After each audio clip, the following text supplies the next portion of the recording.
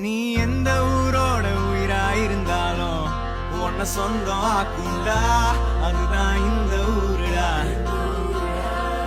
எங்க பீச்சு காத்து மேல பட்டா போதுண்டா, உனக்கு நல்ல ராசிடா, இனி நீ சென்னை வாசிடா.